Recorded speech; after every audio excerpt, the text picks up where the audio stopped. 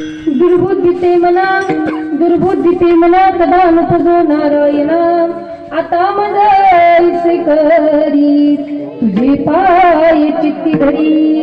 प्रस्तुत कीर्तनरूपी सेवेकरता निवडलेला अभंग विश्व उद्धारक साधू संत श्रेष्ठ ज्यांच्या पदस्पर्शाने पवित्र झालेले देहूगाव नवे नवे तर ज्यांच्या पदस्पर्शाने पवित्र झालेला उभा हा महाराष्ट्र असे असणारे जगप्रिय देवप्रिय संत प्रिय श्रीमंत श्री जगद्गुरु तुकोबाराय यांचा चार जन्माचा अभंग सगळ्यांच्या परिचयाचा पाठातील अभंग आज आपण या सेवेकरता निवडलेला आहे. मला ज्ञानाची ईश्वरीय देवताच्या ठिकाणी विराजमान आहे. ज्ञानेश्वरी म्हणजे एक सर्वसामान्य पुस्तक नव्हे बरं का, एक छोटासा मोठासा ग्रंथ नव्हे. ज्ञानाची ईश्वरीय देवता म्हणजे साक्षात ज्ञानोबाराय. ज्या प्रकारे गाथा म्हणजे साक्षात तुकोबाराय, ज्या प्रकारे भागवत म्हटल्यावर स्वयमेव कृष्ण एवही स्वयं भगवान श्रीकृष्ण आणि रामायण म्हटल्यावर साक्षात प्रभू रामचंद्रजींचं चरित्र म्हणजे साक्षात प्रभू रामचंद्रच म्हटल्यावर या ठिकाणी गेल्या 4 दिवसापासून तुम्ही ज्ञानेश्वरीचं पारायण करता ना का नाही करत? जेवून आलात ना? सगळे जेवून आलात ना? मी तर नाही जेवले आले कारण आपत्ती काले मर्यादा नसती. काय वेळ जास्त झाल्यामुळे झटपटीने यावं लागलं. तुम्ही सगळे जेवून आलात ना? कारण कसं आहे किमकिम न असं शास्त्रकार वर्णन करतात, एखाद्या व्यक्तीला जर भूक लागलेली असली, एखाद्या जीवाला जर भूक लागलेली असली तर तो खाण्यासाठी काय गोष्ट करू शकत नाही. बुभुक्षितम किम न करोति पापम. एखाद्याला कुठेही असो तो भागवत कथेमध्ये असो, रामायण कथेमध्ये असो किंवा कीर्तनात असो, भजनात असो, प्रवचनात कुठेही असो, जर त्याला भूक लागलेली असली तर तो काय पाप करू शकत नाही आपलं पोट भरण्यासाठी. कारण का महाभारतामध्ये स्वयं तुम्हाला मी प्रत्यक्ष प्रमाण देते. महाभारतामध्ये ज्या वेळेस गांधारी मातेला, आता मला एक सांगा, ज्या आईला 18 दिवसापासून 18 दिवसापासून ज्या आईला बातमी ही कळती की आज आपला हा मुलगा वारलाय, उद्या हा मुलगा वारलाय, परवा हा मुलगा वारलाय, त्या आईला जेवण जाईल का? तुम्हाला माझी बोली भाषा कळती ना? मग असं तरी कर नसं बोलताय कळतंय ना? ज्या आईला रोज अशी बातमी कळतीये आपल्या आज या मुलाचा मृत्यू झाला, त्या आईला जेवण जाईल का? तुम्हाला जाईल? नाही जाणार. आणि ज्या आईला जेवण जाईल ती आईच नाही. तिने एखाद्या लेकराला जन्म दिलेलाच नसेल. इकडे गेल्या 18 दिवसापासून गांधारी मातेला धृतराष्ट्राला हेच कळत होतं की आज आमचा हा मुलगा वारलाय, आज आमचा हा मुलगा वारलाय, असे जी बातमी कळती. 18 दिवसापासून दोघांनीही अन्न ग्रहण केलेलं नव्हतं, पाणीही ग्रहण केलेलं नव्हतं. पण 18 दिवस झाल्याच्या नंतर ज्यावेळेस त्यांना शेवटची बातमी कळाली काय की आपला दुर्योधन, शेवटचं गदायुद्ध झालं भीम आणि दुर्योधनाचं. भीमाची गदा दुर्योधनाला लागली आणि त्या कारणाने त्याचा जीव गेला. ज्यावेळेस गांधारी मातेला कळलं की आपला हा ज्येष्ठ मुलगा जो आतापर्यंत मरण पावलेला नव्हता, सगळी मृत्युमुखी पडली, पण आपला हा मुलगा जिवंत होता, पण आज तोही आपल्याला सोडून गेला. ज्यावेळेस कळालं सगळं काही घरदार सोडून कुठे निघाली? मैदानामध्ये, युद्धभूमीमध्ये गेली. तिथं गेल्याच्या नंतर ज्यावेळेस बघती जिकडे पाहावी तिकडे मृतदेह, काय कळावं सुचत नाही. तर समोर पाहिलं तर एक झाड होतं मायबाप. ते झाड होतं बोराचं. समोर त्या बोराच्या झाडाला पाहिल्याबरोबर जशी दृष्टी त्या झाडावर गेली तर त्याला पिकलेली फळं लागलेली होती. बोरं, कळतंय ना? पिकलेली बोरं लागलेली होती. तिने जसं त्या बोरांकडे पाहिलं तिला भूक लागलेली होती, कारण 18 दिवसापासून अन्नही ग्रहण केलेलं नव्हतं, पाणीही पिलेली नव्हती. पण पाहिल्या भूक लागली, सगळं काही विसरून गेली. विसरले आपले एवढे 100 कौरव, 100 पुत्र मारले गेले. जिकडे पाहावे तिकडे मृतदेह. कारण का ओळखू एकही येत नव्हतं. कारण का जेव्हापासून विवाह केलेला होता, डोळ्याला पट्टी बांधलेली होती, ओळखू येत नसल्या कारणाने जशी पुढे गेली, भूक लागली, बोर तोडणार, पण माझ्यासारखीच उंची कमी होती, हात पुरत नव्हता. एक मृतदेह ओढून आणला, त्याच्यावर उभी राहिली. उभा राहिल्यावर सुद्धा तोडू लागली तरी हात पुरत नव्हता. तोडला जाईना, काय करावं? पुन्हा दुसरा मृतदेह ओढून आणला, त्याच्यावर उभी राहिली. तो तोडला जाईना, काय करा? आता पहिला जो ओढून आणलेला होता तो होता दुर्योधन. दुसरा ज्याचा मृतदेह ओढून आणला तो म्हणजे दुःशासन होता. दोघांनाही एकावर एक ठेवलं, त्याच्यावर उभी राहिली, तोडत होती तरी हात पुरवणार, काय करावं? तिसरा मृतदेह ओढून आणला आणि तो होता विकर्ण. तर या दोघांवर तो तिसरा ठेवला, त्याच्यावर उभी राहिली, बोर तोडलं, बोर हातामध्ये आणि तोंडात घालला. तेवढ्यात भगवान श्रीकृष्ण प्रकट झाले. भगवंताने विचारलं, बुवा क्या कर रही हो? युद्धभूमि में, वो भी बेर खा रही हो, वो भी इस समय? अरे ये तो तुमको शोभा नहीं देता. हिंदी कळती ना? आपल्याला पिक्चर कळतात, सिरियली पाहिलं सिरियल कळतात ना, अशी हिंदी नाही कळणार का? कळते ना? एकदा भजन करा मग. विठ्ठल विठ्ठल.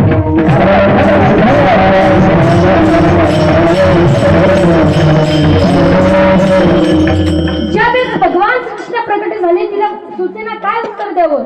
उत्तरशी रीती या ठिकाणी व्यासजीने फार एका गोड श्लोकामध्ये वर्णन केलेले. वासुदेव जरा कष्टम कष्टम निर्भन जीवनम पुत्र शोक महाकष्टम कष्टात कष्टकरी क्षुधा. सांगते अरे वासुदेव, वसुदेवस्य पुत्र इति वासुदेव, हा म्हणजे वसुदेवाचा मुलगा, वासुदेव म्हणजे श्रीकृष्ण. सांगते वासुदेव जरा कष्टम, जरा म्हणजे वृद्धावस्था, जर्जर अवस्था.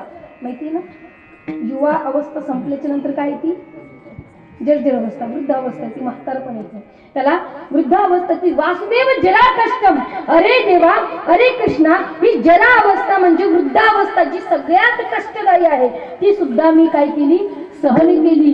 अशी एवढा मोठा कष्ट मी सहन केला. त्यातही पुढे सांगते कष्टम निर्धन जीवनम, या वृद्धावस्थेमध्ये निर्धन झाले. निर्धन कशामुळे? ज्या प्रकारे पांडव आणि कौरवांचं काय झालं, युद्ध झालं. युद्ध झाल्या कारणाने पांडव जिंकले, कौरव मृत्यू त्यांचा झाला, ते हरले. तर त्यांनी सगळं धन आमच्याकडून हरपून घेतलं. अशी कोण म्हणती? गांधारी माता म्हणती कष्टम निर्धन जीवनम, म्हणजे वृद्धावस्थेमध्ये माझ्याकडे एक तर धनही सगळं माझं हरपलं गेलं, मी निर्धन झाले. आणि पुत्र शोक महाकष्टम, या सगळ्या दोघही कष्टांमध्ये सगळ्यात मोठा महान कष्ट जे असेल ते पुत्र शोक. म्हणजे माझे 100ही पुत्र, 100ही कौरव मारले गेले. ज्या आईने आपल्या 9 महिने 9 दिवस आपल्या पोटामध्ये ज्या लेकराला सांभाळलं, आज तोच मुलगा मला सोडून गेला. एक मुलगा सोडला, किती दुःख होतं. तिचे 100 पुत्र मारले गेले. ती म्हणते पुत्र शोक महाकष्टम, आणि एवढे कष्ट मी सहन केले, एवढे मोठे मोठे कष्ट मी सहन केले, पण एक कष्ट माझ्या तर सहन होईना, कष्टात कष्टकरी क्षुधा. क्षुधा म्हणजे भूक. ती भूक मला सहन होईना देवा. 18 दिवसापासून मी अन्न ग्रहण केलं नाही, पाण्याचा थेंबही घेतला नाही, पण आज मला मात्र ही जी क्षुधा आहे ना, ही भूक मला आज सहन होत नाही. म्हणून देवा मला हे बोर खाऊ दे. सांगण्याचं तात्पर्य माझं असं आहे, तुम्ही पोटभर जेवून आलात ना, मग असं तरी करत जा. जर बोलण्याचं कंटाळा येत असेल तर कराल ना, एकदा भजन करा.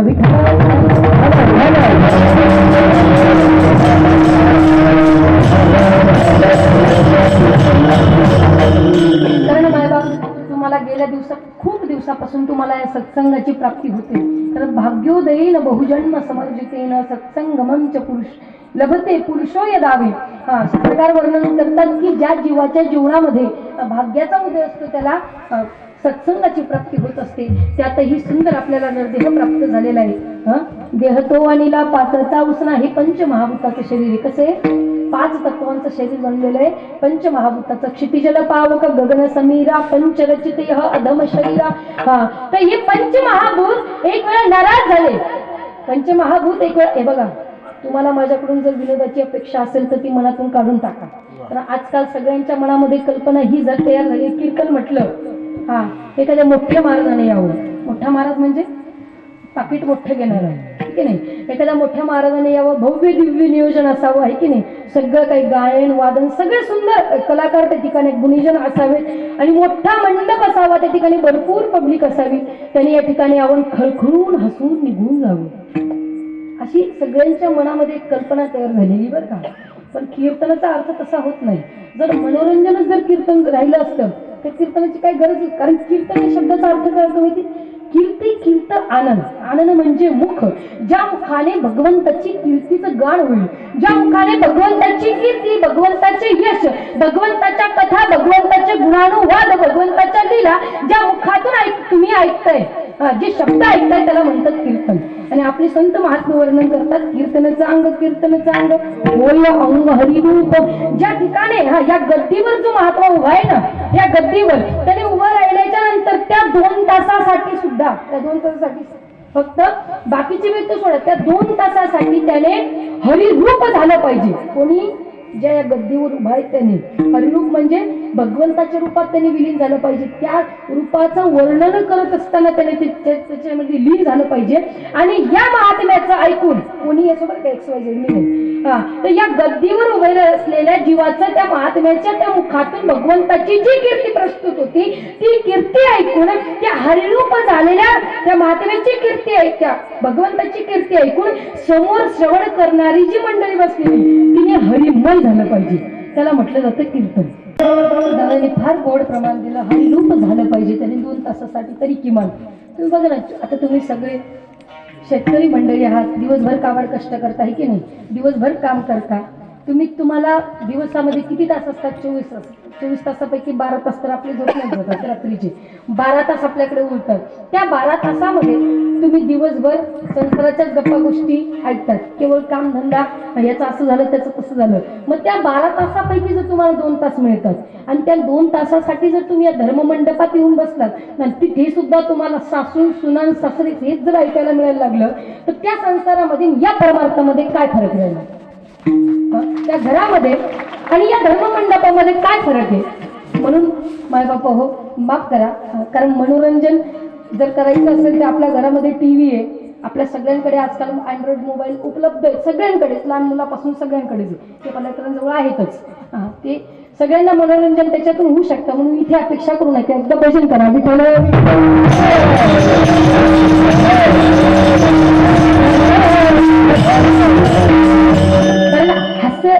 हास्यरस आहे, 9 रसापैकी हास्यरस आहे, पण तो कसा असावा? शास्त्रबद्ध असावा, शास्त्राला धरून असावा. हा सोडा, आपला विषय या ठिकाणी चालू होता.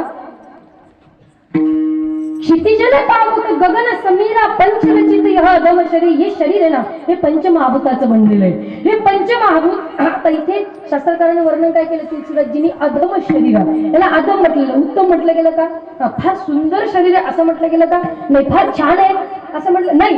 याला जो येतो, कोणी शास्त्रकार आला तर त्याने वाईट म्हटलं असेल, कोणी कवी आला तर त्याने अधम म्हटलं असेल, कोणी बेकार म्हटलं असेल, कोणी व्यर्थ म्हटलं असेल.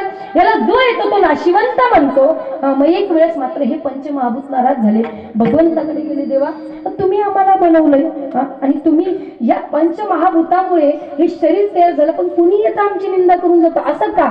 आमची कधी सिद्धी होईल? त्यावेळेस मात्र भगवंताने सांगितलं, चिंता करू नका, कृष्ण अवतारामध्ये ज्यावेळेस भूतलावर मी अवतार घेईल त्यावेळेस मात्र तुमच्या पंचमहाभूताचं मी काय करेल? सिद्धी करेल. तर मायबाप विचार जर केला, तुम्हा आम्हा सगळ्यांना नरदेह प्राप्त आहे, जर तुम्हा आम्हाला सोडून एखाद्या गाढवाने किंवा कुत्र्याने, काय म्हणते मी, एखाद्या गाढवाने किंवा कुत्र्याने मंदिरात जाऊन जर भगवंताचं दर्शन घ्यायचं ठरवलं तर तुम्ही जाऊ द्याल? असं करा ना, हा असेल नसेल असं करा, नसेल तर असं करा, जाऊ द्या? नाही जाऊ देणार, कारण ते काय, ते कुत्र्याच्या रूपामध्ये किंवा ते गाढवाच्या रूपामध्ये. सांगण्याचं तात्पर्य, शास्त्रकार वर्णन करतात, जर धर्म करायचा असला व्यक्तीला, कोणताही जीव घ्या, 84 लक्ष योनीपैकी कोणताही जीव घ्या, तर त्या जीवाला धर्म करायचा असला तर धर्मासाठी शरीरच पाहिजे. कोणतं?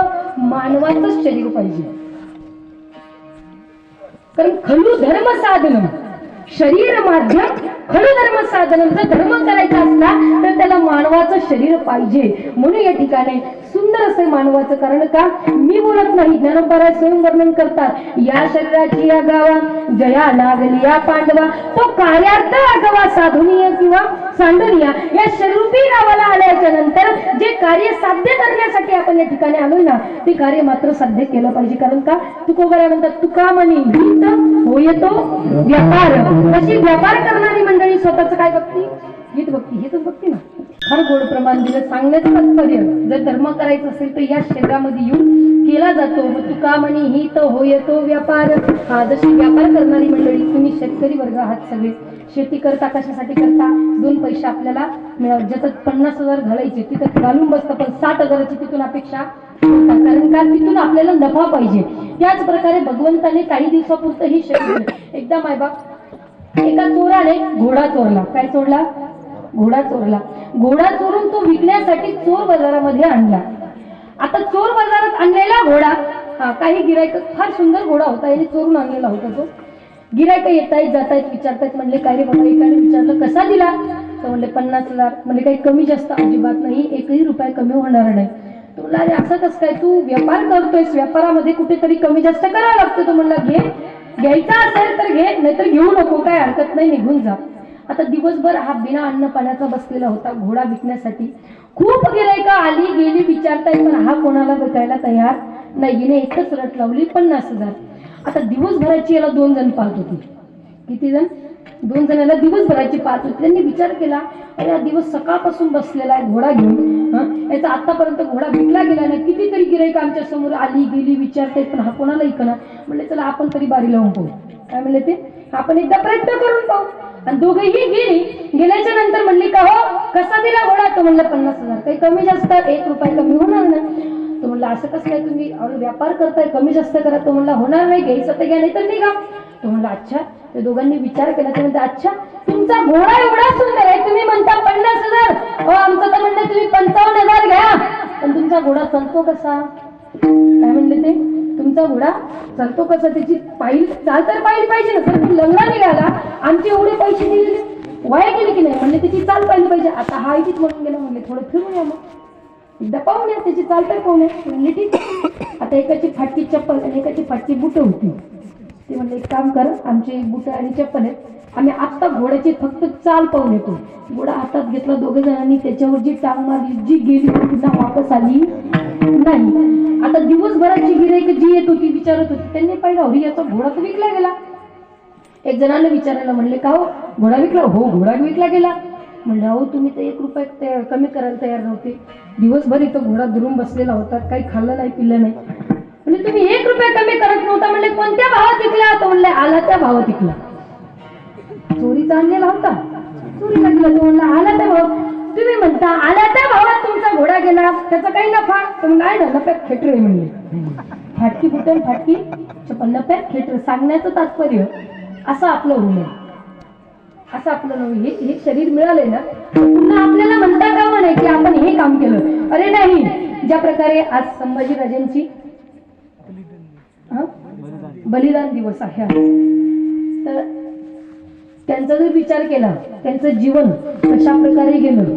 कारण का ज्यांच्या जीवनामध्ये माँसाहेब जिजाऊ, त्यांचा आशीर्वाद, त्यांचं घडणं, त्यांचे संस्कार, एवढंच नाही छत्रपती शिवाजीराजे ज्यांचे वडील आहेत त्यांची संस्कार ज्यांना लाभली असे आपले संभाजीराजे, आणि त्यांचा आज बलिदान दिवस आहे. सांगण्याचं तात्पर्य मायबाप ते जन्माला आले पण त्यांचं चीज करून गेले, है की नाही? हे शरीर केवळ आले ते आपण एक प्रकारे एक म्हणे ना, पाण्याला आला हेला आणि पाहुणे वाहून गेला असं म्हणतात ना, एक म्हणे ती बघा व्यवहारामध्ये म्हटली जाते. जन्माला आला हेला, जन्माला आल्याच्या नंतर केवळ आपण खाऊन पिऊन मरून तसंच निघून जाऊ नये, त्याचं काहीतरी चीज केलं पाहिजे. ह्या आपल्याला कुणाकडून आदर्श घ्यावा. गोड प्रमाण दिलं दादांनी. हा जन्माला आल्याच्या नंतर तुका म्हणे सत्य कर्मावे असं कार्य करू नये व्यक्तीने. जीवनात आल्याच्या नंतर असं कार्य करू नये की आपल्याला मरताना त्याची भीती वाटावी, तरी अरे मला नरकात न जावं लागेल. म्हणून हा आपला आदर्श हा कुणाकडून घेतला पाहिजे?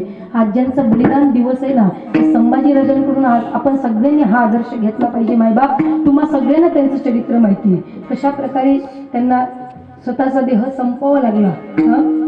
जे विरोधक होते त्यांचे दुश्मन, त्यांनी मात्र त्यांना हिंदू धर्म सोडून त्यांचा धर्म स्वीकारावा याच्यासाठी मात्र त्यांची डोळी काढली गेली. त्यांच्या संपूर्ण शरीराचं मात्र त्या ठिकाणी अंग प्रत्यंगांना भरपूर कष्ट पोहोचवलेली.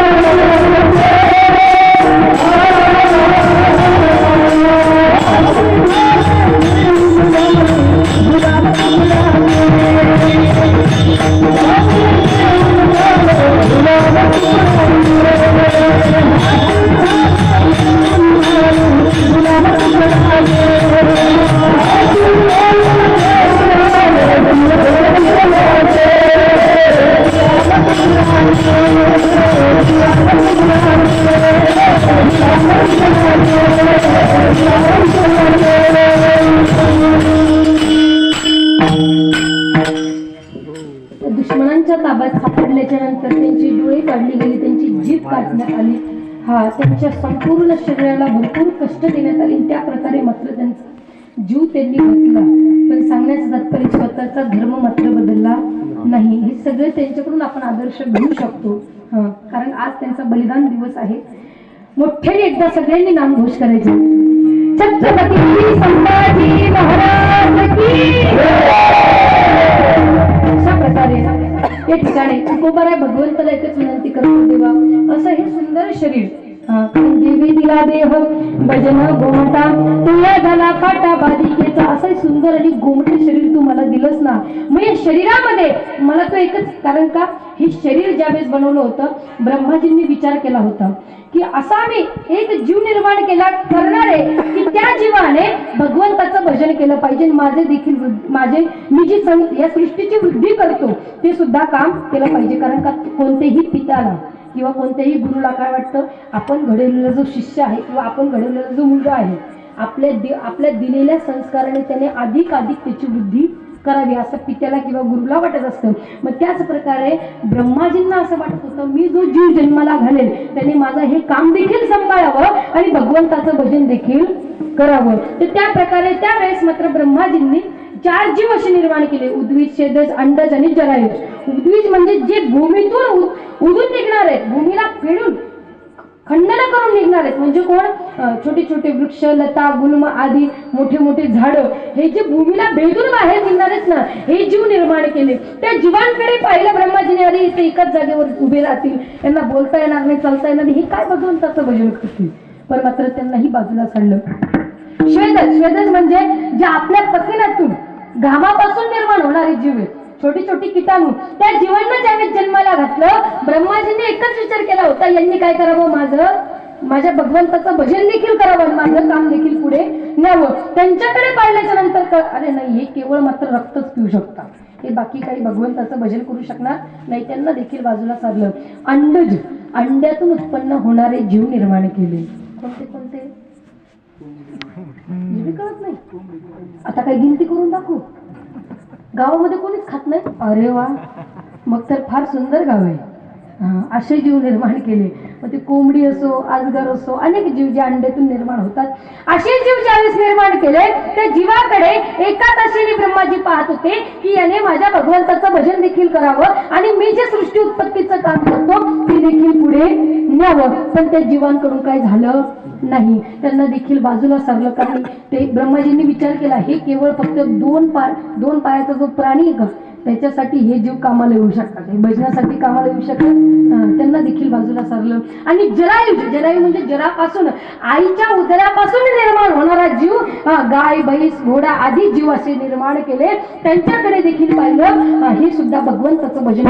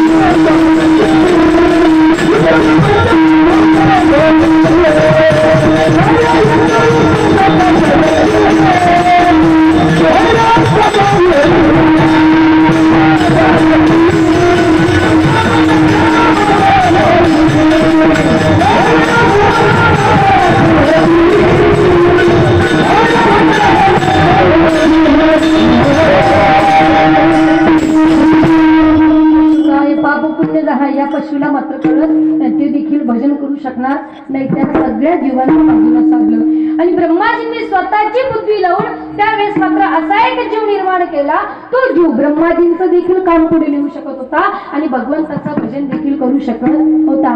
असा जीव निर्माण केला तो म्हणजे कोण? तुम्हा आम्हा सारखे सर्वसामान्य जीव म्हणजे मानव निर्माण केला. पण त्या मानवाला अशी एक चीज दिली, अशी एक वस्तू दिली जी की बाकीच्या प्राण्यांना दिलेली नाही. अशी गोष्ट कोणती? तर ती म्हणजे तुमच्या आमच्या सारख्यांना भगवंताने त्या ब्रह्माजींनी एक गिफ्ट दिलं, एक उपहार दिलं, ते म्हणजे ही बुद्धी जी की बाकीच्या प्राण्यांजवळ नाही. याच बुद्धीने आपल्याला कळतं पाप काय आणि पुण्य काय, जे की बाकीच्या प्राण्यांना कळणार आहे का? मगाशी दादानी प्रमाण दिलं, पशु काय पाप पुण्य जाण्यादी. पशुला कळणार का आपण पाप करतो की पुण्य करतो, भगवंताचं भजन करतो की वाईट कर्म करतो, हे कळणार नाही. तर त्याच प्रकारे हे समजावं, त्या जीवाला कळावं की आपण जन्माला आल्याच्या नंतर काय केलं पाहिजे, यासाठी मात्र त्याला ही बुद्धी जी दिली ही गिफ्ट आहे. मग त्या प्रकारे तुकोबाराय म्हणतात, देवा तुझ्या कृपेने मला ही जी बुद्धी मिळाली ना, ही दुर्बुद्धी होऊ देऊ नको. मग ही काय होऊ दे? अभंगाचा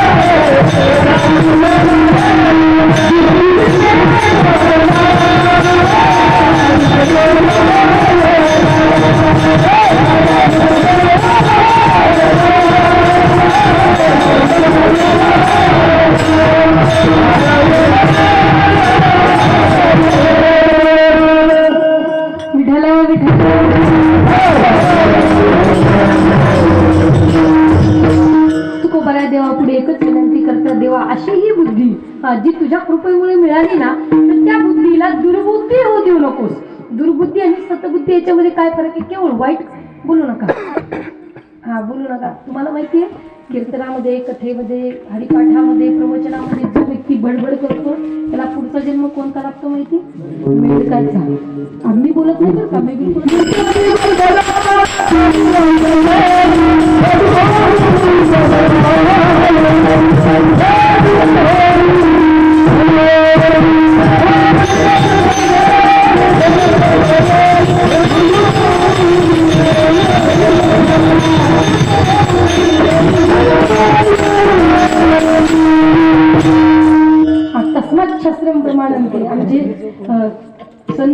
महात्मे सुद्धा प्रमाण देतात. आणि त्यातही मी बिलकुल स्वतःच्या मनाचं बोलत नाही, दंतकथा बोलत नाही, दादात में बजने वाली कथा में नाही बोलती. हा, तर हे वर्णन कुठे, हे गरुड पुराणामध्ये. तुम्ही बघा गरुड पुराण वाचून बघा. कधी वाचत नाही बरं का गरुड पुराण. गरुड पुराण कधी वाचलं जाते त्याची एक विधी आहे, त्याचे नियम आहेत.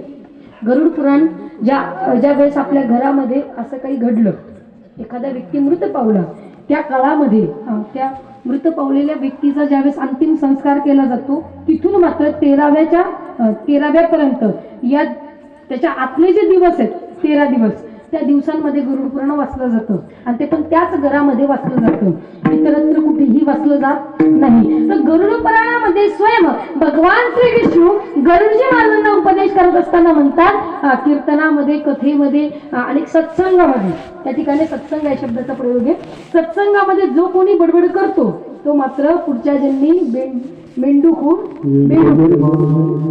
बेडूक. हा, हिंदीमध्ये मेंढक म्हणते. हा, हिंदीत म्हणते की अण्णा बेडूक. तुम्हाला व्हायचं बेडूक व्हायचं असेल तर असं करा, आपल्याला कोणालाही बेडूक व्हायचं नाही. आपला पुन्हा आपल्याला नवदेह प्राप्त करायचा, सुंदर शरीर प्राप्त करायचंय आणि पुन्हा भव्य दिव्य असं सत्संगाचं नियोजन करून आपल्याला सत्संग पुन्हा श्रवण करायचं. एकदम मग भजन करा, विठ्ठल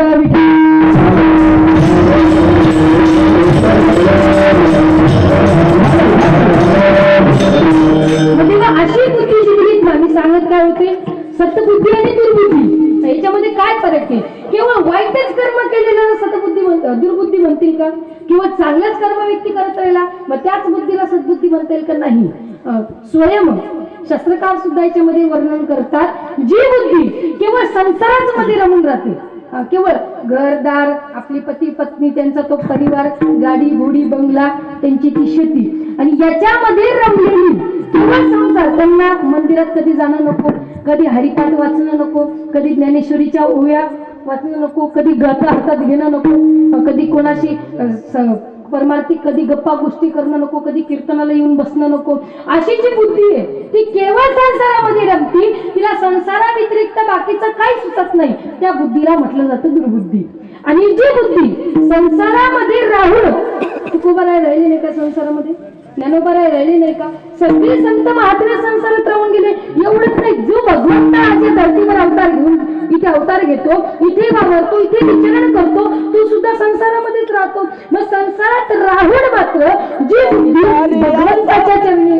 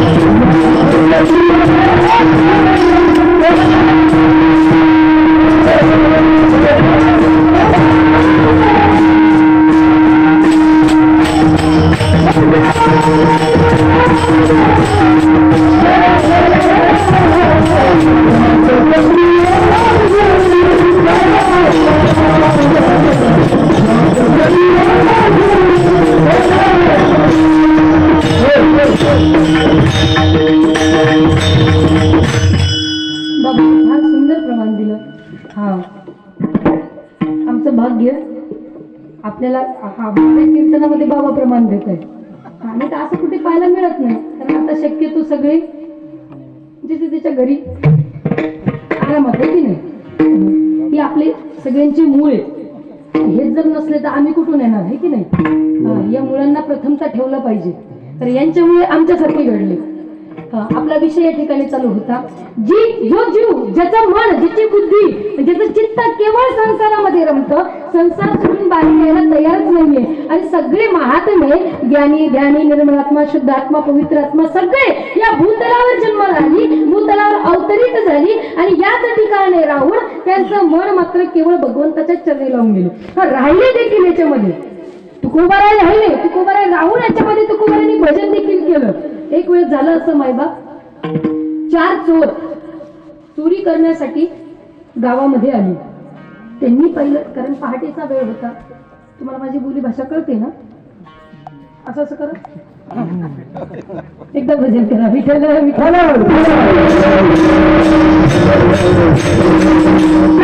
गावामध्ये चोरी करण्यासाठी आली.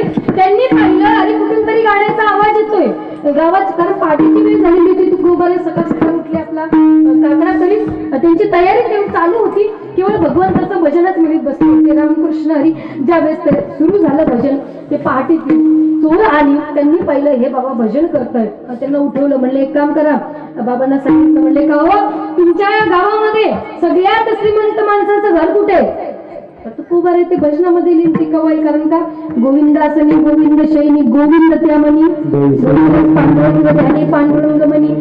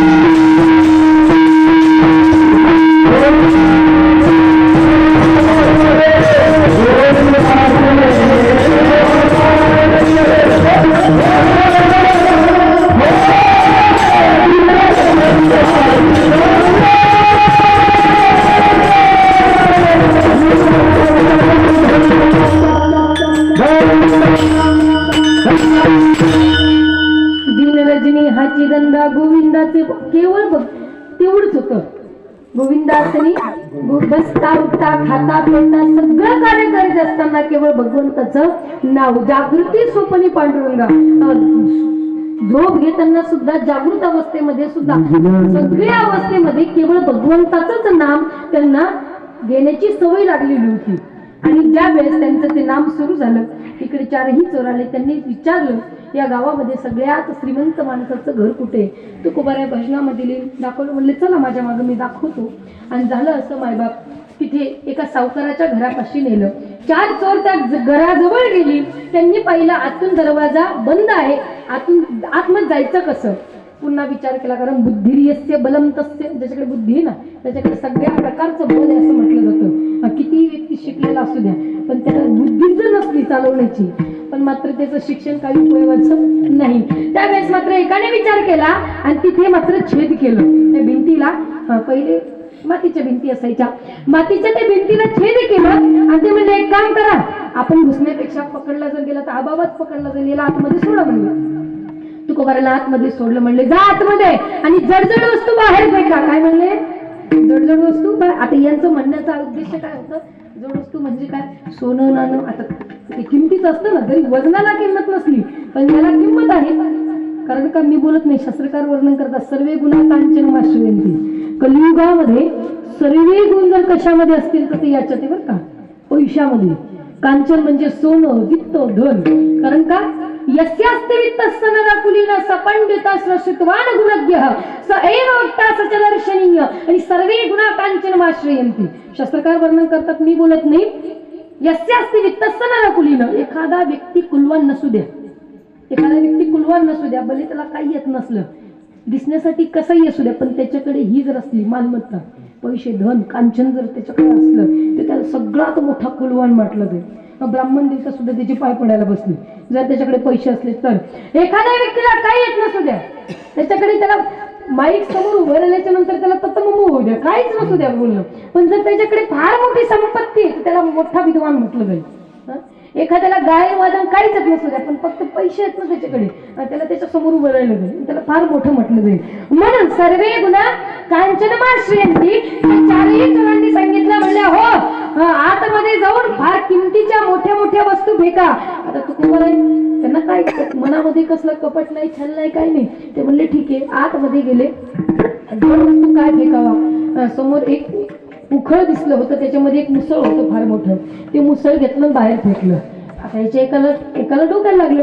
तो म्हणला अरे बाबा एवढ्या वस्तू नाही, या वस्तू नाही, जड जड वस्तू फेक म्हणल्या. त्यांचा म्हणण्याचा उद्देश काय होता, सुनानाचा. पण यांना काय वाटलं, जड वस्तू म्हणजे ज्या की वजनाने जड असतील त्या आतमध्ये गेले. खलबद्दा म्हणते ना, खलबद्दा नाही माहिती, हेच माहिती नाही म्हणल्यावर काय करतात, ते उचलला आणि बाहेर फेकला. फेकल्याच्या नंतर ते चारही चोर संतापले. ते म्हणले अरे या बाबाला कोणी पाठवलं. म्हणजे जा आता तुम्ही तरी जा.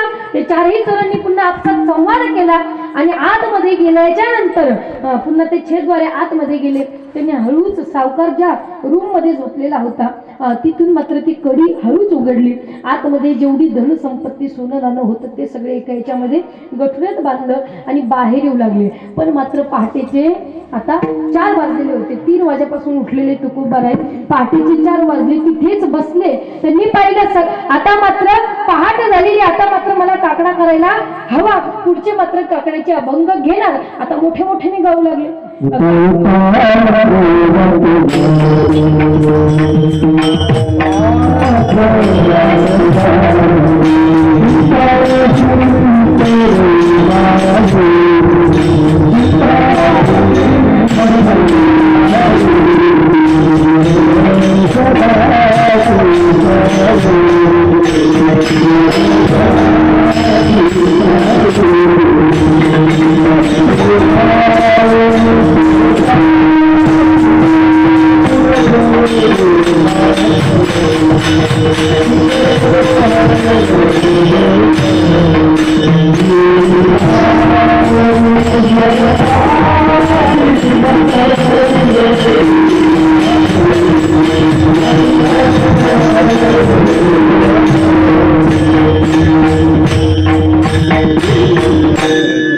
काकड्याचे अनेक अभंग आहेत. असा सुंदर प्रकारचा काकडा मात्र त्यांचा सुरू झाला. भगवंताला जाऊ लागले तेव्हा उत्तिष्ठ उत्तिष्ठ गोविंद, उत्तिष्ठ गंगाध्वज, उत्तिष्ठ कमलाकांते, उत्तिष्ठ नर शार्दूल. हे देवा उठा, उठा जागे वारे आता, स्मरण करा पंढरीनाथा. सगळे त्या ठिकाणी सगळ्यांना काकडा म्हणत सगळ्या जीवांनाच नव्हे त्या ठिकाणी या त्रिभुवनाच्या मालकाला सुद्धा जागवायला सुरुवात झाली. आणि सुंदर प्रकारचा काकडा ज्यावेळेस तो सावकार आतमध्ये झोपलेला होता त्या सावकाराच्या कानावर गेला. त्यांनी विचार केला अरे हा मात्र ही आवाज कोणाचा आहे, तेही काकड्याचा, काकड्या गाण्याचा आवाज येतोय. बाहेर जाऊन पाहिलं तर साक्षात तुकोबाराय त्या ठिकाणी बसून काकड्याचे अभंग गात होते. आणि अशा प्रकारे मात्र ते तिथे आतमध्ये आला. बायकोला उठवलं, अरे उठ, आपल्या इथे कोण आले, तुकोबाराय आले. बायको आली, ते दोघंही पती पत्नी बाहेर गेले. मायबाप पाहिल्याच्या नंतर अतिशय त्यांच्या डोळ्यांची तृप्ती झाली. कारण ज्या संतांना आजवर बोलत होतो आतापर्यंत भेटले नाही, पण आज अचानक आणि तेही कधी पहाटेच्या समयाला, प्रभाते समयाला ज्यावेळेस त्यांचं दर्शन झालं अतिशय मनामध्ये आनंद झाला. आणि दोघेही त्या ठिकाणी तुकोबाराय म्हणले अरे महाराज माझ्या एकट्याचे पाहुणचार करू नका, माझ्या एकट्याचं आतिथ्य करू नका. म्हणले मग, म्हणले मी एकटा आलेलो नाही, माझ्यासोबत अजून 4 जणे. म्हणले काय म्हणले, मी एकटा आलेलो नाही, माझ्यासोबत अजून 4 जण आहे. ते म्हणले कोण आहे 4 जण. आतमध्ये हे जर पाहायला गेले तर त्या ठिकाणी त्या चोरांना समजलं की आपलं नाव आता फुटलेलं आहे. त्या मात्र ते गडबडीत तिथून पळू लागले. पण तेवढ्यात जर सावकार गेला, सावकाराने काहीच पाहिलं नाही, फक्त विचार मनामध्ये एवढंच होता हे तुकोबारायांसोबत आले, तुकोबारायांचे टाळकरीच असावेत. या उद्देशाने मात्र त्यांनी आतिथ्य सन्मानासहित त्यांना बाहेर बोलवलं आणि त्याच ठिकाणी तुकोबारायांसहित ते 4ही चोरांचे पाय धुवून मात्र ते पाणी प्रशान केलं. त्या चोरांनी विचार केला अरे केवळ संतांची आपल्याला एवढीशी संगती, थोडी संगती लाभल्याबरोबर आज चोरांचे सुद्धा पाय धुवून पिण्यात आले. जर आपण तुकोबारायांच्या हमेशा सानिध्यात राहिलो तर आज आपलं काय आपण नाही कमवलं असतं हे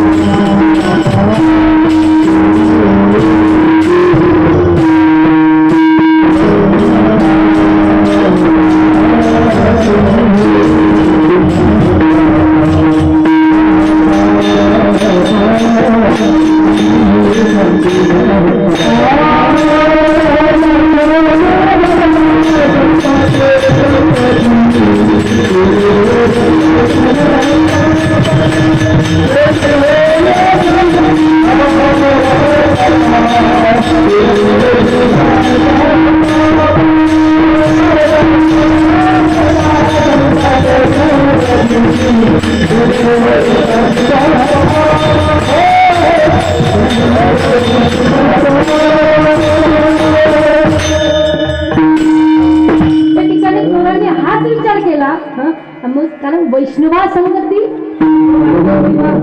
अशा साधू संतांच्या संगतीत गेल्याच्या नंतर किती सुख आहे माय बाप. सांगण्याचं तात्पर्य माझं असं होतं, चोरांच्या सोबत राहिले, चोरी देखील केली, सगळं काही केलं, संसारात राहिले, संसारात राहून सगळे जीवन सारखंच त्यांनी विचारण केलं. कारण का पक्षी अंगणी उतरती ते का गुंतुनी राहती, तैसे असावे संसारी जो वरी प्राचीनाची दुरी. ज्या प्रकारे एखादा पाहुणा आपल्या घरी येतो, वस्ती करा वस्ती आला, प्रातः काळी निघून गेला, तैसे असावे संसारी जो वरी प्राचीनाची दुरी. ज्या प्रकारे पाहुणा आपल्या घरी येतो, आतिथ्य स्वीकारून त्याचं काम पूर्ण झाल्याच्या नंतर तिथून निघून जातो, त्याच प्रकारे संत महात्मे देखील या ठिकाणी येतात. पण त्यांचं ते काम जशा प्रकारे पक्षी अंगणामध्ये आल्याच्या नंतर त्याचे दाणे टिपून झालं, त्याचं पोट भरलं की तिथून मात्र निघून जातात. त्याच प्रकारे संत महात्म्यांकडून सुद्धा आपण हीच शिक्षा घ्यावी, हेच आदर्श घ्यावा की इथं आल्याच्या नंतर आपल्याला जे काम साध्य करायचंय ते काम आपण मात्र साध्य करून इथून निघून जावा. तशाच प्रकारे संसारात राहून संसारातल्या लोकांसारखं त्या जीवांसारखं विचारण करून पण त्यांची बुद्धी त्या संसारामध्ये न लावता ती कुठे लावतात, अभंगाचं दुःखीचं.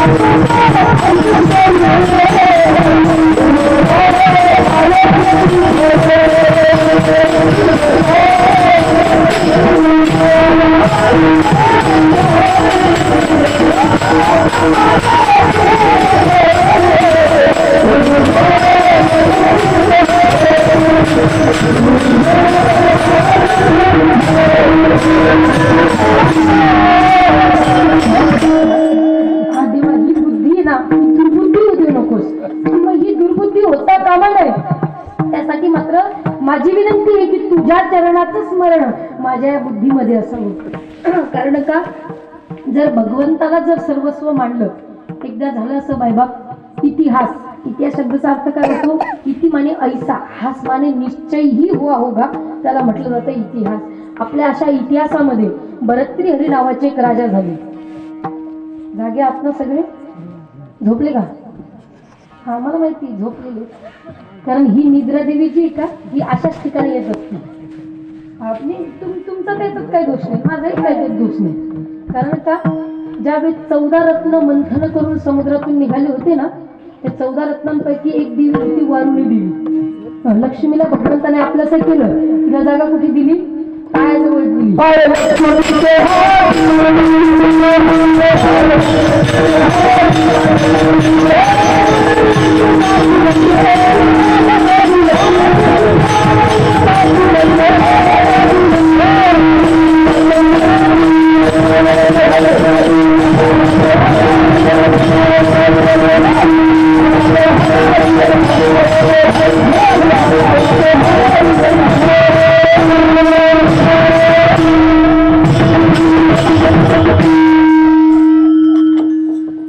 असं वाटतं यांचं गायन तुमचं वादन ऐकत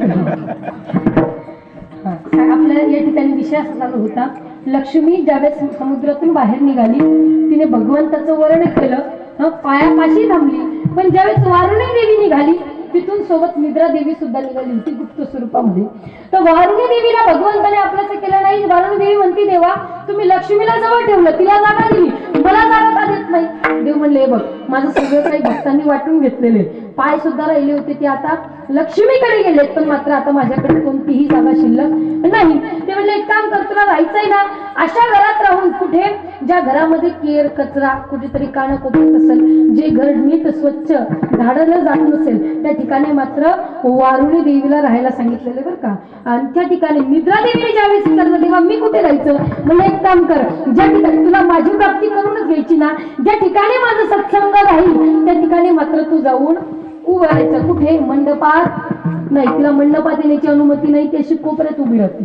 आणि जे जे या धर्म मंडपात येऊन बसतात ना, कथा कीर्तन प्रवचन ऐकण्यासाठी, त्यांना अशी बोलवती दुर्मच. कोण बोलवती? निद्रा देवी. तुम्हाला बोलवती का? तर तुमचा काही दोष नाही, ती बोलवणारच. पण तुम्हाला जायचं, कारण ती कथा कीर्तन प्रवचन हरिपाठात येतच असती. म्हणून झोपू नका, एकदा भजन करा. त्याला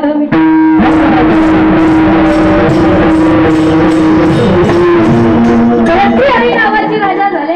एवढे धार्मिक आणि छत्र सम्राट राजा रोज मंदिरामध्ये भगवंताचं दर्शन घेण्यासाठी जायचे. आता त्या राजाचं सगळ्यात जास्त प्रेम आपल्या पत्नीवर होतं. राजा कोणावर प्रेम करेल? कोण म्हणलं? पोतराजवर. आता झाली जागे अशा गप्पा गोष्टी सांगा यांना संसारातल्या. हा हा, त्यांना सासू सुना सासरे दीर याचं काय झालं, त्याची भांडण कशी झाली, हे सगळं मांडलं की आपण मग चौकारून नजरेने बघतो, हे की नाही? सगळे कानाम इकडे असतात. पण समजा वेदांतीची भाषा सांगायला गेले, डोक्यावरून पाणी गेल्यासारखं झालं यांना, आहे की नाही? तर तो भरतृहरी नावाचा राजा एक छत्र सम्राट राजा होता. रोज मंदिरात जायचा. पुजारी अतिशय त्याच्यावर प्रसन्न झाला. पुजारीने विचार केला, एवढा मोठा राजा असून याला घमंड नाही, अहंकार नाही, हा रोज दर्शनासाठी येतो.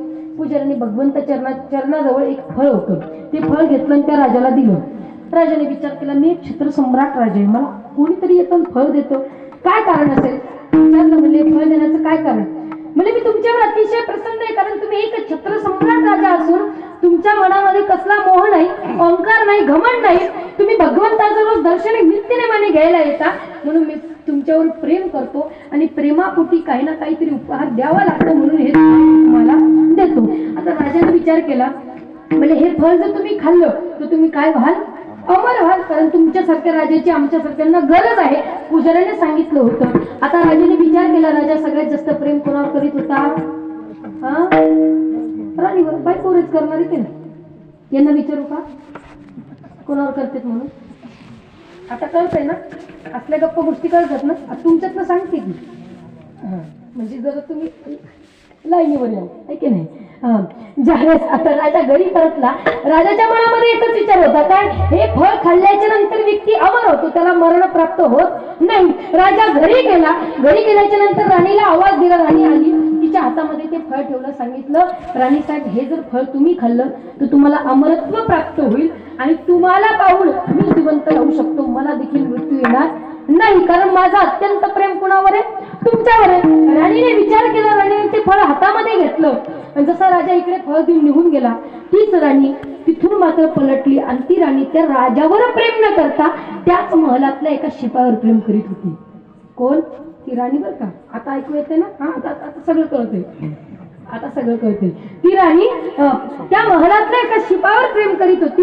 तिथे धावत पळत आली आणि त्याच्या हातामध्ये मात्र ते फळ दिलं. सांगितलं, मी तुमच्यावर अत्यंत प्रेम करते, प्रेमापोटी हे फळ मी तुम्हाला देते आणि हे जर फळ तुम्ही खाल्लं तर तुम्हाला अमरत्व प्राप्त होईल. आता त्या शिपायाने ऐकलं, अरे अमरत्व म्हणजे मला अमर करून काय करणार आहे? म्हणले, मी तुमच्यावर अत्यंत प्रेम करते, तुम्ही जर अमर राहिलात तर मात्र तुम्हाला पाहून मी अमर राहू शकते, मी जिवंत राहू शकते, पण मी अमर राहिले तुम्ही जर मेलात तर माझा जगून काय उपयोग? त्यावेळेस मात्र त्या शिपायाने ते फळ घेतलं. राणी जशी आतमध्ये निघून गेली, तो शिपाई धावत पळत गेला. त्या गावातील एका कन्यावर मात्र तो शिपाई प्रेम करीत होता, त्या राणीवर नाही. कोणावर? त्या गावातल्या एका कन्यावर प्रेम करीत होता. धावत पळत त्या गावामध्ये आला, तर तिच्या घरी आला. सांगितलं, देवी मी तुमच्यावर अत्यंत प्रेम करतो, तुमच्यावर अत्यंत प्रसन्न आहे, हे फळ मात्र मी तुम्हाला प्रेमापोटी प्रदान करतो आणि हे जर तुम्ही खाल्लं तर तुम्ही काय व्हाल? अमर व्हाल. मुलीने ते फळ हातामध्ये घेतलं. तिने विचार केला, मी हे फळ खाऊन अमर होईल, माझा जगून काय उपयोग आहे? पण आज जो राजा आपल्या देशाची सेवा करतो, संपूर्ण जनतेला आज कल्याणाचा मार्ग दाखवतोय, त्या राजाने जर हे फळ खाल्लं तर तो अमर होईल आणि त्याच्यामुळे आम्ही सुरक्षित राहू. तिने विचार केला आणि विचार करून 2-3 दिवसानंतर ज्यावेळेस राजा त्या गावामध्ये आला विचरण करण्यासाठी, त्या राजासमोर गेली, रथ अडवला, राजासाहेब खाली या. राजा जसा खाली आला, हातामध्ये फळ टेकवलं, सांगितलं, मी तुमच्यावर एका मुलीवर प्रेम करते. काय सांगितलं? तुम्ही राजा आहात, माझ्या पिता समान आहात, मी तुमची प्रजा आहे, म्हणून मुलीवर मी तुमच्यावर प्रेम करते आणि प्रेमापोटी हे फळ मी तुम्हाला प्रदान करते. कारण का? तुम्ही राजा आहात पण तुम्ही धार्मिक राजा आहात, लोक कल्याणाचा मार्ग तुमच्याकडे आहे आणि हे फळ तुम्ही का आणि अमर व्हा. तर राजाने ते फळ हातामध्ये घेतलं. राजाने विचार केला, अरे हेच शब्द, हेच वाक्य मी कोणाच्या तरी मुखातून ऐकले होते, कोणाच्या? पुजाऱ्याच्या मुखातून ऐकले होते. असंच फळ मला कोणीतरी दिलं होतं. कोणी दिलं होतं? पुजाऱ्याने दिलं होतं. आणि आज हेच शब्द, हेच फळ मी कोणाकडून घेतोय? त्या मुलीकडून. नेमका चक्कर काय? राजा घरी गेला. घरी परतल्याच्या नंतर सगळं काही भांड फुटलं. कळलं ना? हा, आपल्या गप्पा गोष्टी कळतात आपल्याला.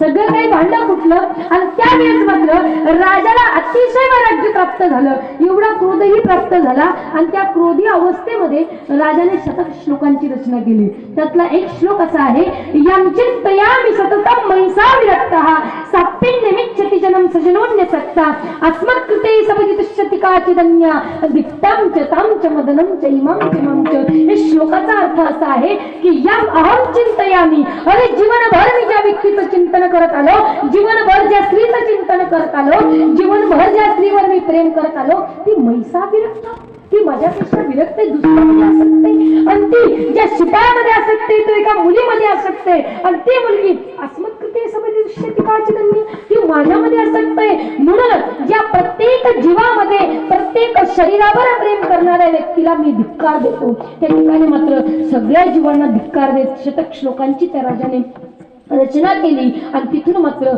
सर्वस्व त्यागून आपलं सर्व राज्य आपल्या मुलाला सोपून तिथून मात्र वनामध्ये निघून गेले. भगवंताचे भजन करत प्राप्ती करू.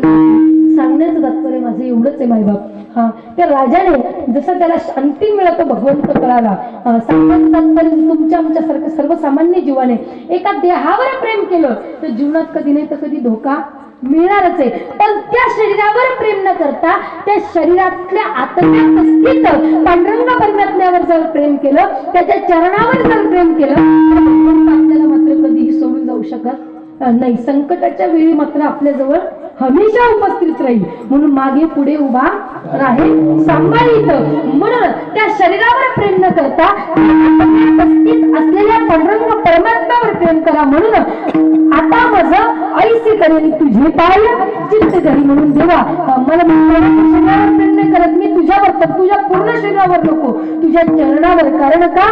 शास्त्र काय वर्णन करतात, जर ध्यान करण्यायोग्य या जीवनात या सर्वस्व भूगोल खगोल सर्वस्व या जगतामध्ये एकच जर गोष्ट असेल ना तर ती म्हणजे भगवंताचे चरण आहेत.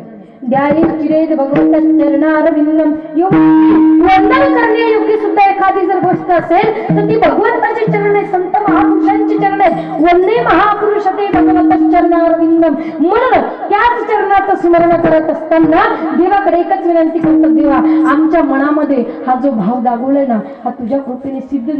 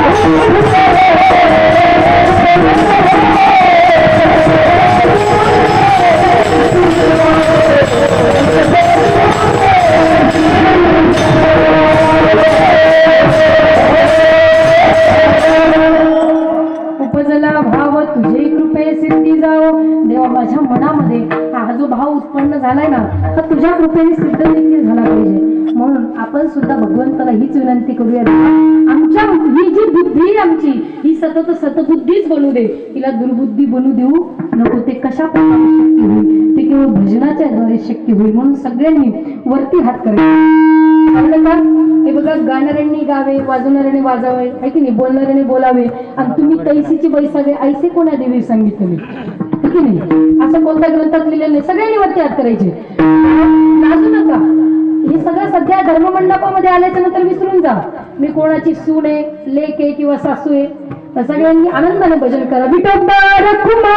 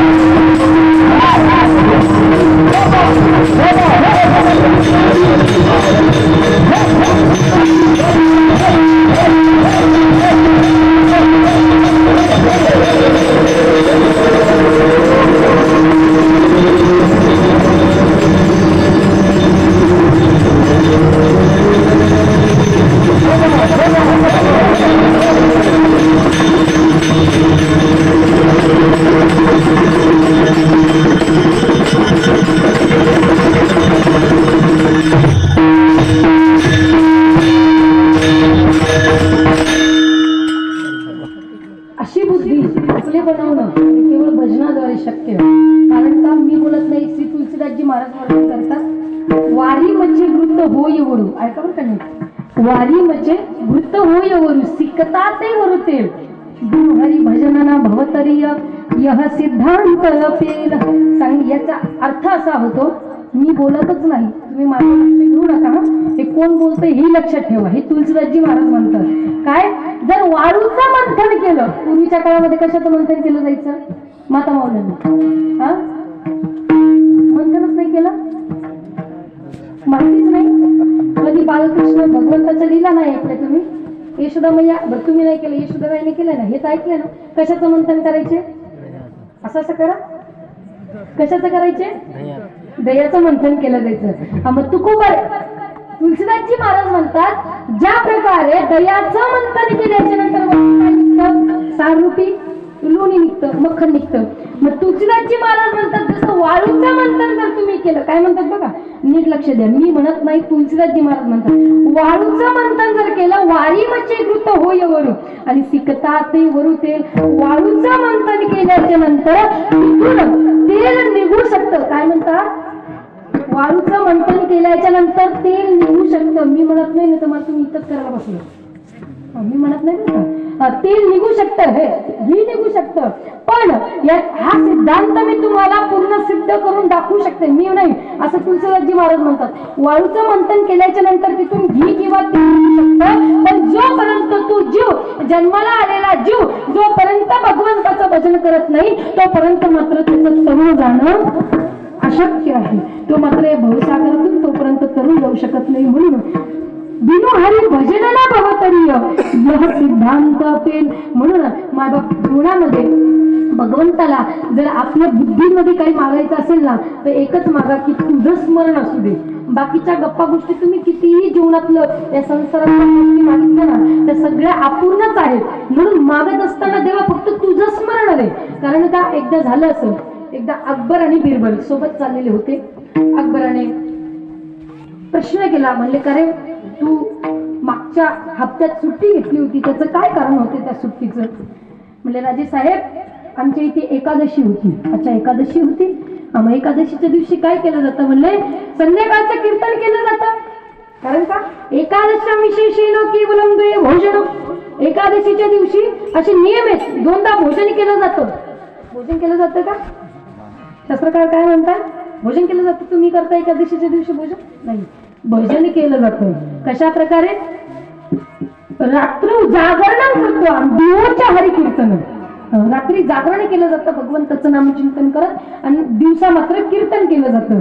मग त्या प्रकारे अकबराला बिरबल म्हणतो, महाराज आमच्या इथे एकादशी होती, एकादशीच्या दिवशी रात्रीचं कीर्तन ठेवायचं होतं, सगळ्या आयोजनासाठी मात्र मला सुट्टी पाहिजे होती, त्या कारणाने मी सुट्टी घेतली होती. अच्छा, एकादशी दिवशी पुन्हा काय केलं जातं, म्हणले व्रत केलं जातं. अच्छा, ते व्रत कधी सुटतं, म्हणले दुसऱ्या दिवशी, द्वादशी तिथीला सुटतं. समजतं ना माझं बोलणं, दुसऱ्या दिवशी सुटत असतं. म्हणले ठीक आहे, आता उद्याची तू सुट्टी मागतोय ती कशा कारणाने मागतोय, म्हणजे उद्या चतुर्थी आहे, चतुर्थीला काय करायचंय तुला, महाराज चतुर्थीला गणपती बाप्पाचं पूजन केलं जातं. अच्छा, तुमच्या चतुर्थीचं व्रत कितीपर्यंत असतं, कुठेपर्यंत सोडलं जातं, ते मला चतुर्थीचं व्रत दिवसभर ठेवतात आणि संध्याकाळी सूर्य अस्त झाला की मात्र ते पारायण केलं जातं, सोडलं जातं. अच्छा, मला एक सांग, तुमच्या धर्मशास्त्रामध्ये एकादशीचं व्रत केल्याच्या नंतर दुसऱ्या दिवशी द्वादशीला सोडलं जातं, आणि चतुर्थीचं व्रत धारण केल्याच्या नंतर ते संध्याकाळी सोडलं जातं. म्हणजे जर तुम्ही जर चतुर्थीचं व्रत दुसऱ्या दिवशी सोडलं तर म्हणजे लागूच पडत नाही, आणि एकादशी दिवशी आदल्या दिवशी सोडलं तर लागूच पडत नाही. म्हणजे मला एक सांग, माझा हा प्रश्न आहे, जर चतुर्थीच्या दिवशी एकादशी आली तर व्रत कसं सोडशील. काय म्हणले अकबर बिरबलाला, काय म्हणला, चतुर्थीच्या दिवशी जर एकादशी आली तर व्रत कसं सोडशील. तर म्हणले महाराज हे शक्य नाही, कारण का, एखादी तिथी मागे पुढे एका दिवशी येणं हे शक्य आहे. चतुर्थी केल्याच्या नंतर पंचमी, षष्ठी, सप्तमी, अष्टमी, नवमी, दशमी, मग एकादशी येते. एवढ्या सगळ्या तिथे एकाच दिवशी येणं शक्य नाही. म्हणले कसं काय तुम्ही प्रश्न करता. ते म्हणले बघ तुमच्या धर्मशास्त्रामध्ये कुठे नाही तर कुठे याचं उत्तर असेल. तो म्हणला महाराज नाही, ते काय करावं. दुसऱ्या दिवशी मात्र बिरबलाने खूप डोकं चालवलं. बुद्धी यस्य बलम तस्य पावर का, त्याच्याकडे बुद्धी, त्याच्याकडे सगळ्या प्रकारचं बळ आहे. तो म्हणला महाराज ठीक आहे, मी तुम्हाला उत्तर देतो. तुम्ही म्हणता ना जर चतुर्थीच्या दिवशी एकादशी आली तर त्याचं व्रत कसं पालन करावं, म्हणजे आमच्या धर्मशास्त्रामध्ये याचं उत्तर आहे. म्हणजे सांग कसं आहे. तो म्हणला चतुर्थीच्या दिवशी जर एकादशी आली, कारण का, जर संध्याकाळी सोडलं तर एकादशी लागू पडत नाही, आणि दुसऱ्या दिवशी सोडलं तर चतुर्थी लागू पडत नाही. तो म्हणला एका दिवशी एवढ्या सगळ्या तिथं येणं संभव तर नाहीये, पण आमच्या धर्मशास्त्रात तरीही याचं उत्तर आहे, जर चतुर्थीच्या दिवशी एकादशी आली तर रात्रीच्या उन्हात लोण्याची भजी तळून खायची. काय म्हणला? आताही नाही समजत. सगळ्यांच्या श्रीचरणी साष्टांग दंडवत भजन करावे. त्याला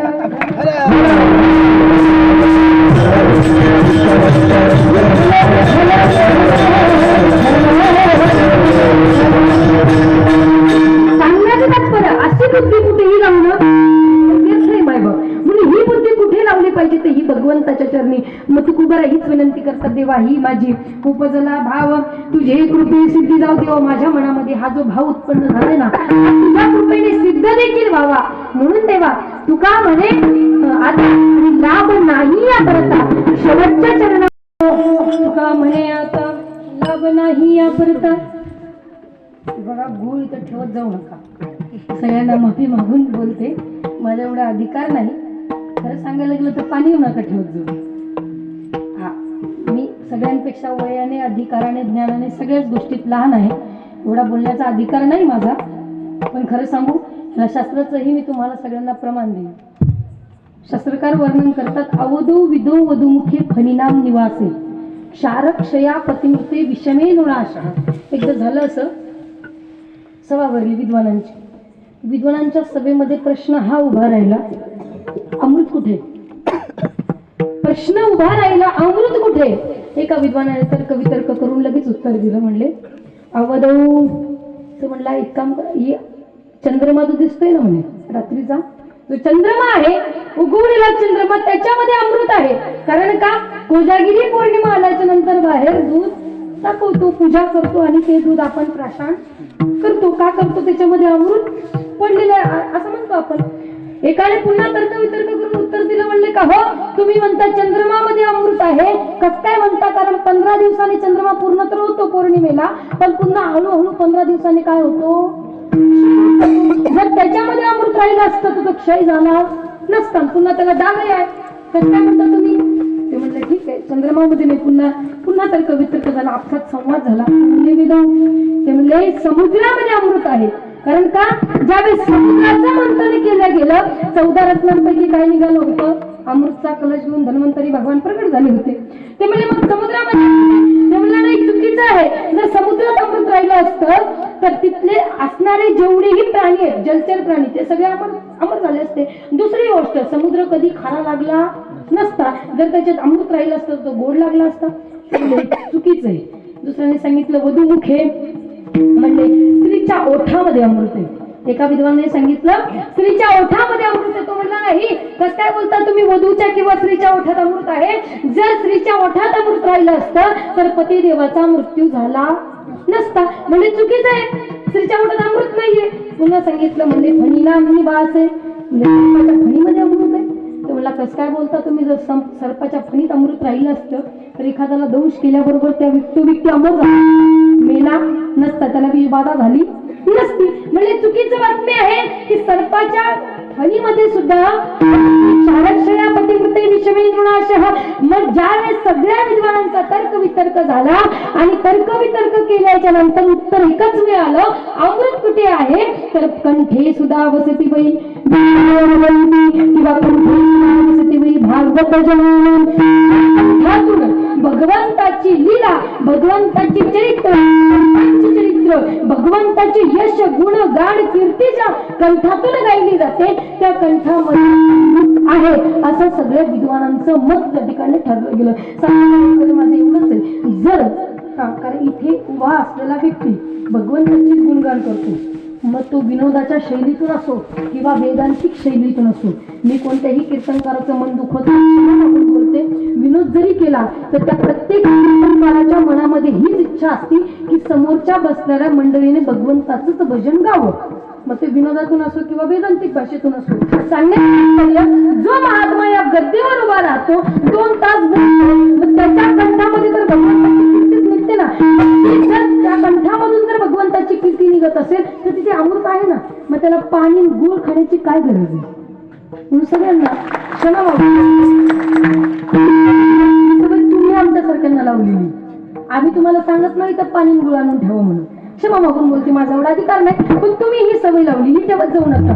कारण इथे उभा असणारा महात्मा किती मोठा विद्वान असू दे, त्याच्या कंठामध्ये काय भगवंताच्या भक्ताच्या कथा आहेत. कारण का भगवंतापेक्षाही सगळ्यात श्रेष्ठ ते श्रेष्ठ जर कोणाला श्रेष्ठत्व दिलं असेल तर ते कारण दासानुदास भवितास्मी भूयाः.